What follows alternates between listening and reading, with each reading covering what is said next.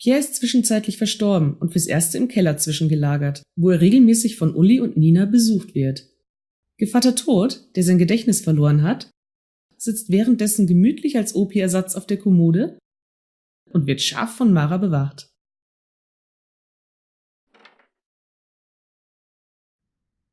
Guten Morgen. Mann, ist das eine Hitze heute. Ich sag nur Klimakatastrophe. Oh, jetzt fang du nicht auch noch damit an. Da labern die einem ja dauernd im Radio schon mit zu. Wie? Du hörst Radio?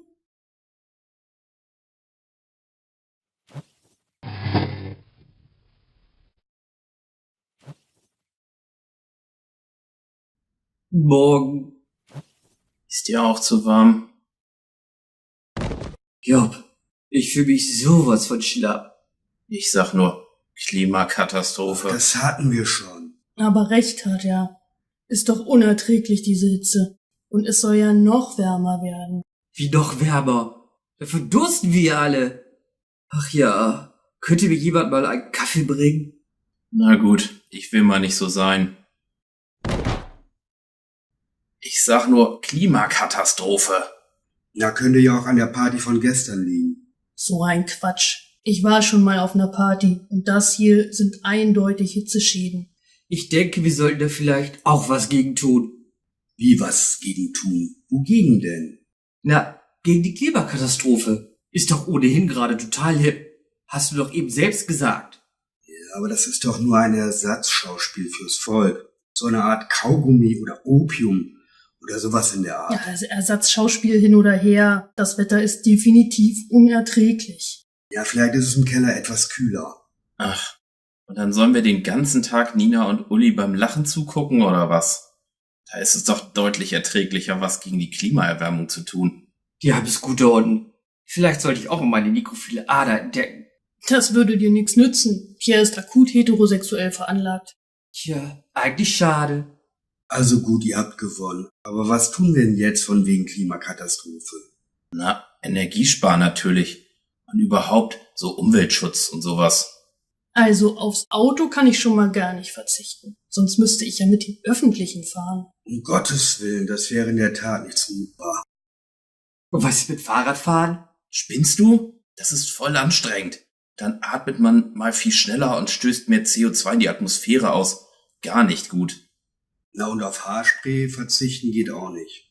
Und wir sollten auf keinen Fall den Kühlschrank niedriger drehen. Hey, Kühlschrank, klasse Idee. Könntest du den mal aufmachen?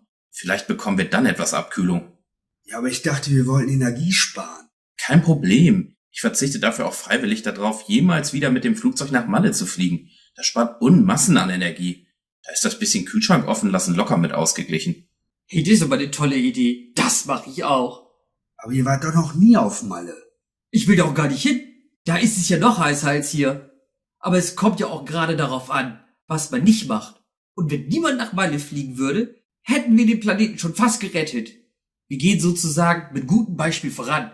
Ich habe übrigens gehört, dass man voll viel Energie sparen kann, wenn man die ganzen Standby-Schaltungen nicht benutzt. Am Computer und Fernseher und so. Aber bringt das was? Die Dinge laufen bei uns doch sowieso die ganze Zeit. Das ist nicht so wichtig. Man muss nur die Standby-Schaltungen weglassen und hat schon gespart. Wenn du meinst. Und was haltet ihr von Energiesparlampen? Nix. Die müssten ja ständig angeschaltet sein und das wäre dann viel zu hell hier. Wieso müssen die ständig eingeschaltet sein? Na, wie sollen die denn Energie sparen, wenn man sie nicht benutzt? Aber auf Bohnengerichte können wir gut verzichten. Was macht das denn für einen Sinn? Na, jedes Böhnchen gibt ein Tönchen. Und da ist voll Methangas drin. Das ist auch nicht gut fürs Klima. Na, dann bin ich dafür. Unser Pizzalieferant hat sowieso keine Bohnen auf der Karte. Wie wäre es in Zukunft, unsere Schwarzlichtlampen ausgeschaltet zu lassen? Also das wäre jetzt vielleicht doch etwas zu viel des Guten. Obwohl man dann die ganzen Fussel nicht überall rumliegen sehen würde. Dagegen hilft auch Staubwischen. Aber bitte nicht heute. Wisst ihr was? Jetzt ist es zwar immer noch viel zu warm, aber ich fühle mich schon viel besser. Das macht das gute Gewissen. Wir sind ja auch voll die tollen Energiesparer, wenn wir das alles umsetzen. Hey, bei irgend so einem Fernsehsender gibt es auch gerade einen Wettbewerb, welcher Haushalt am besten Energie einspart. Da könnten wir uns ja als Vorzeige-Öko-WG bewerben. Würden wir bestimmt auch gewinnen. Aber wir würden unseren Ruf damit ruinieren. Also ich wäre ja eher für Ägypten, wegen der ganzen Kultur und so. Wenn du unbedingt Kultur willst, wäre Griechenland viel besser. Ist immerhin die Wiege der Demokratie. Oder Italien. Der Circus Maximus, Gladiatorenkämpfe, Asterix und Obelix. Asterix und Obelix sind aber eher Normandie. Da ist es viel zu kalt, das zählt nicht. Was macht ihr denn da? Wollen wir etwa verreisen? Quatsch, das hier ist aktiver Umweltschutz. Umweltschutz? Mit den ganzen Hochglanzkatalogen hier? Und warum ausgerechnet Mallorca, Ägypten und so Zeug? Ist doch viel zu warm da. Wir wollen da ja auch gar nicht hin. Jetzt verstehe ich gar nichts mehr. Naja, bei so einem Flug wird nämlich die Atmosphäre mit Unmengen CO2 belastet. Wenn wir da also nicht hinfliegen, ist das ein Beitrag zur Verhinderung der Klimakatastrophe. Und deswegen gucken wir uns an, wo wir überall nicht hinfliegen. Ganz einfach. Das macht irgendwie Sinn. Ich glaube, ich bin dafür, dass wir nicht nach Saudi-Arabien fliegen. Warum ausgerechnet Saudi-Arabien? Na, wenn man da nicht hinfährt, protestiert man auch gleich gegen den ganzen Sexismuskrams da unten. Jetzt komm bitte nicht schon wieder mit deinem ganzen Emanzen-Scheiß. Außerdem ist das nur ein Nebenwiderspruch. Wenn du dich auf einmal zum Oberöko entwickelst, kann ich ja wohl meine Emma-Phase wiederbeleben.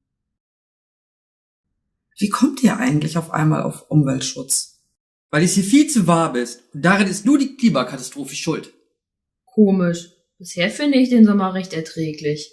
Ja, weil du ja auch den ganzen Tag im Keller hockst und mit einer Leiche redest. So geht das nicht weiter, ich muss was unternehmen. Na und? Der versteht mich wenigstens. Was ist denn mit dem los? Der ist doch sonst nicht so zickig. Keine Ahnung. Ich frag ihn mal. Aber wenn wir jetzt schon Umweltschutz betreiben, sollten wir vielleicht auch den Stromanbieter wechseln. Es gibt ja inzwischen auch Ökostrom. Ökostrom? Ich will doch keinen grünen Strom. Das fände ich jetzt auch irgendwie unpassend. Aber Kernenergie ist auch blöd. Mit diesen grellweißen Meilern, die überall in der Gegend rumstehen. Was haltet ihr denn von Steinkohle? Die ist schön artgerecht schwarz. Stimmt, und die Luft wird davon gleich mitgeschwärzt. Und die Sonne verdunkelt sich dann auch.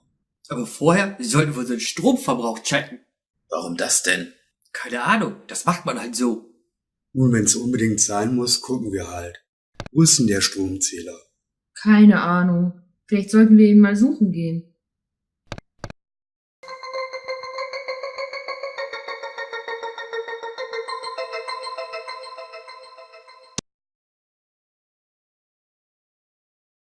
Da ist er ja. Mission erfüllt.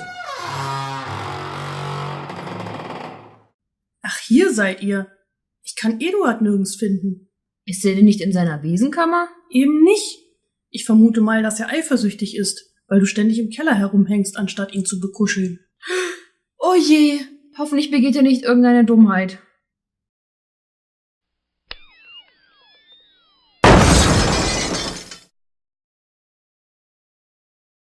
Ups, was war das denn? Keine Ahnung. Scheinbar ist der Stromverbrauch gerade gestiegen. Egal, jetzt ist er wieder normal. Fein. Dann können wir jetzt den Stromanbieter wechseln. Aber erst müssen wir Eduard finden.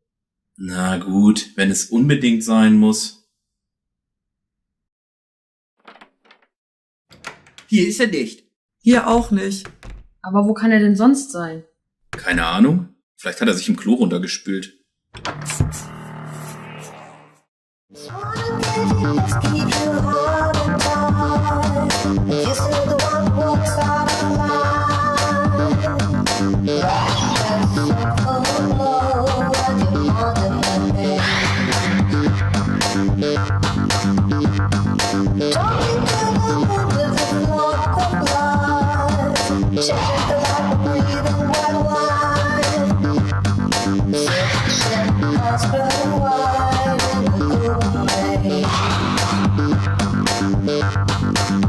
We